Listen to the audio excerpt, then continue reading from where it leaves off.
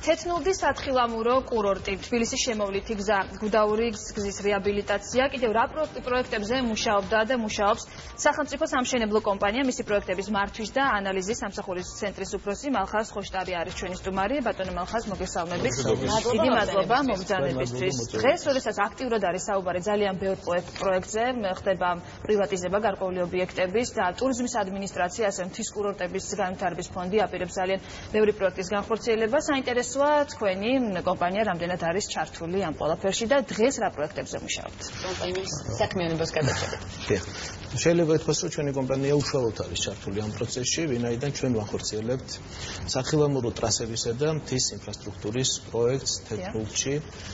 ეს არის სათხილამურო ახალი ტრასები, მოგეხსენებათ, რომ საქართველოს ძალიან დიდი პოტენციალი აქვს ამ თვალსაზრისით. ეს არის ერთ-ერთი მშვენიერი კუთხე და ამ სპორტის ამ მიმართულების მოყვარულთათვის ძალიან მნიშვნელოვანია, რომ სულ მალე ამ წლის ბოლოს გაიხსნება ახალი სასრიალო ტრასები, სადაც ნებისმიერი დამსვენებელი მიიღებს მაქსიმალურ სიამოვნებას. ამდენად ხარისხიანი იქნება კონკრეტულად დეტალები რო გითხრათ ამ პროექტის? პროექტი დამუშავებულია ფრანგული კომპანიის მიერ. ჩვენთან ერთად სამუშაოებს აწარმოებს ავსტრიული კომპანია RMS-ი. ჩვენ ვახორციელებთ ინფრასტრუქტურას, ანუ მთლიანად მოწყობა ტრასების და ინფრასტრუქტურის ეს არის ჩვენი კომპეტენცია, რაც შეეხება საბაგირო ანძებს და თვითონ საბაგირო სისტემას, ამას ავსტრიული კომპანია. ბატონო მალხაზ, სახელმწიფო სამშენებლო კომპანია 26 წელს შეიქმნა, სახელმწიფოს კლიენტთან ან 100%-იანი თანამონაწილეობა. მხოლოდ სახელმწიფო ტენდერებში მონაწილეობთ თუ მონაწილეობთ კერძო კომპანიების მიერ გამოცხადებულ ტენდერებში? გასული წლების განმავლობაში ქონდა ასეთი პრაქტიკა, როდესაც სხვადასხვა კომპანიებთან ერთად მონაწილეობდით ან გამოდიოდით მათ ქვეკონტრაქტორებად. ამჟამად ასეთი რამ აღარ ყოფილა ბოლო 2 წლის განმავლობაში, ძირითადად ჩვენ იმდენი გვაქვს საქმე, რომ ამისთვის დრო აღარ გვჭირდება. უკვე რომ ვთქვათ, სახელმწიფოს ძალიან ბევრი საქმეა გასაკეთებელი, ჩვენ ტენდერებშიც მონაწილეობთ, პირდაპირ წესითაც ხდება, ანუ ყველა მხრივ სამომავლო საკითხთან შესაძლებელი გაქვთ უკვე? გეგმები გვაქვს, რა თქმა უნდა, ბიუჯეტი შედგენილი გვაქვს, დაგეგმილი ვართ და ვფიქრობთ, რომ წარმატებისკენ მივიდივართ. სახელმწიფო თანამონაწილეობით შექმნილი კომპანია 100%-იანით რა მისია აქვს, ასე ვთქვათ, სახელმწიფო სამშენებლო კომპანიას? ჩვენი მისია ჩვენი ლოზუნგიდან გამომდინარეობს, ის ასე ჟღერს, ჩვენ გვინდა რომ ვიცხოვროთ, ვიმუშაოთ და დავისვენოთ კომფორტულ გარემოში.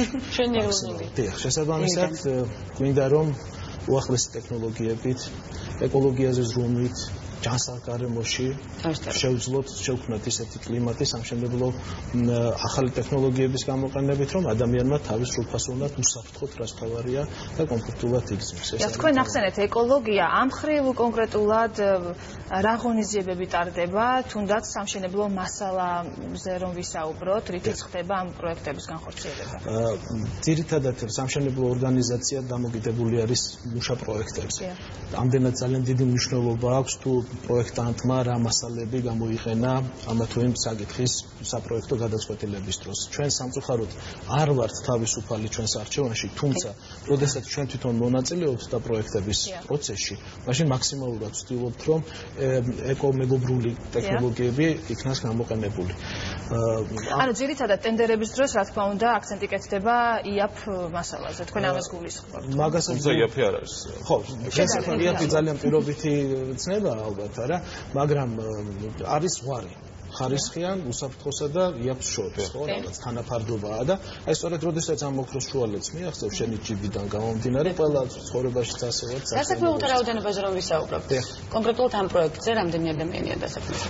ამჟამად ახლა ობიექტზე სრულფასოვნად გაშლილი არის ფრონტი სამუშაოებისა სხვადასხვა მიმართულებით.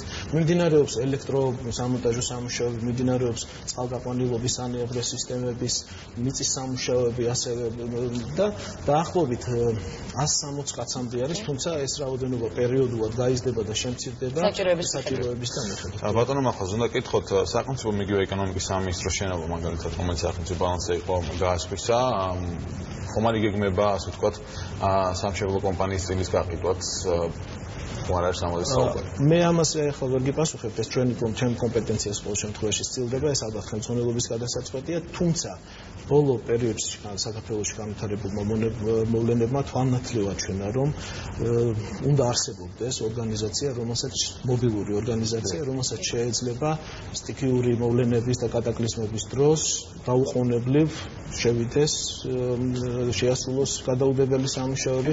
აი ასეთი მისია ჩვენ გქონდა ბოლო 3 წლის განმავლობაში დევდორაკის ცნობილი ვარცხობის შემდგომ იმ მომენტიდან ვიყავით ჩვენ ჩართული, ასევე თბილისში სამწუხაროდ ამ ბოლო დროს განვითარებულ რა თქმა უნდა ჩართული ვართ.